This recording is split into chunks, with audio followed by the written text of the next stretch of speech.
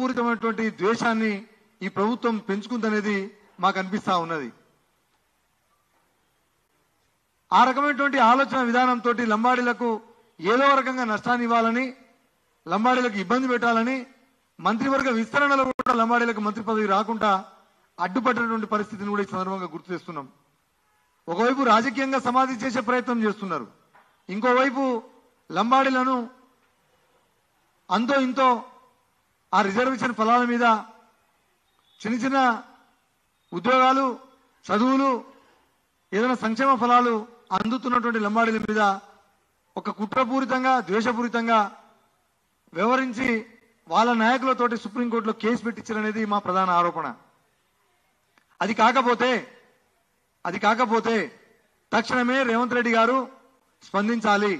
పొంగులేటి శ్రీనివాసరెడ్డి గారు దీని వెనకాల ఉండి నడిపిస్తున్నారనేది చాలా స్పష్టంగా అర్థమవుతుంది. అది కాకపోతే పొంగులేటి శ్రీనివాసరెడ్డి గారు స్పందించాలి.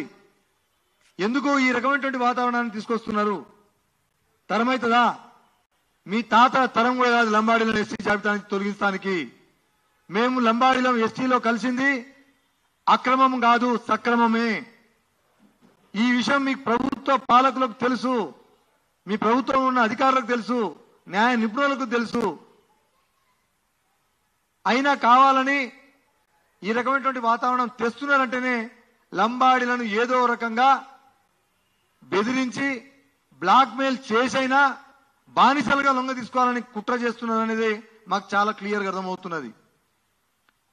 బ్లాక్మెయిల్ చేస్తానికి లంబాడీలకు, లంబాడీ ఎస్టీ జాబితాని తొలగించాలనే ఆయుధాన్ని పట్టుకొని మా మీద యుద్ధాన్ని, మా మధ్యన తెగల మధ్యన పంచాయతీ పెట్టిస్తానికి కుట్రపూరితంగా ఈ ప్రభుత్వం వ్యవహరిస్తుందనేది చాలా స్పష్టంగా మేము భావిస్తున్నాం, మేము అనుకుంటున్నాం కూడా.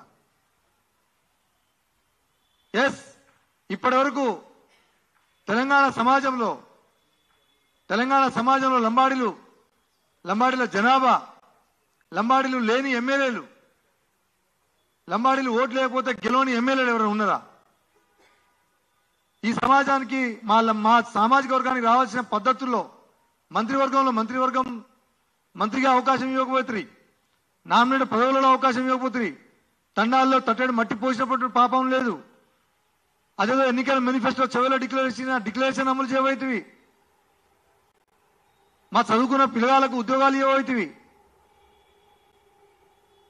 మా తండాలను దుర్మార్గంగా పట్టించుకునే పరిస్థితి ఒకవైపు చూస్తూనే ఉన్నాం. మళ్ళీ ఇంకో కుట్ర ఎందుకు ఇది అంటే మమ్మల్ని బ్లాక్మెయిల్ చేస్తురా? మీకు అసలు విషయ అవగాహన ఉండాలి కదా, కావాలని తెలిసి ఎందుకు చేస్తున్నారు? లంబాడీలు సక్రమం అనే మాటకు ఎక్కడైనా చర్చకు సిద్ధం. ఇదే ప్రెస్ క్లబ్ కావచ్చు, ఇంకెక్కడైనా కావచ్చు, రేవంత్ రెడ్డి గారి ఇంటికి కావచ్చు, పొంగులేటి శ్రీనివాసరెడ్డి గారి ఇంటికాడికైనా మేము చర్చకు వస్తాం, లంబాడీలం సక్రమమే అని నిరూపిస్తాం.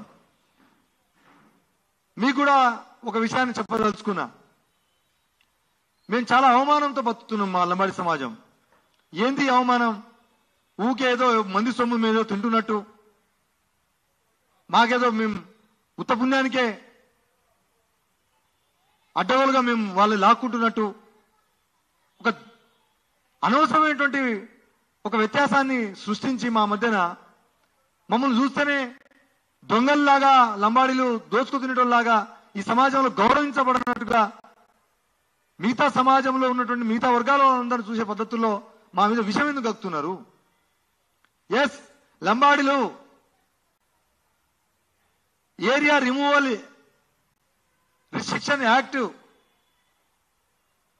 1976 ఆంధ్రప్రదేశ్ లో సుగాలీలు, లంబాడీలు అప్పటికే ఎస్టీలు, తెలంగాణలో ఉన్నటువంటి లంబాడీలు ఎందుకు ఎస్టీలు ఉండొద్దని చెప్పేసి ఆనాడు యాక్ట్ అమెండ్మెంట్ జరిగింది. అదే area restriction removal act amendment జరిగింది. ఆంధ్రప్రదేశ్ లో వేరు, తెలంగాణలో వేరు ఉండొద్దు, లంబాడీలు ఎక్కడైనా లంబాడీలే, ఎస్టీలే అని చెప్పేసి ఆ యాక్ట్ ఉద్దేశం. 108/1976 ఆ యాక్ట్ కి సంబంధించిన చదువుకోండి ఒకసారి. ఆర్టికల్ 342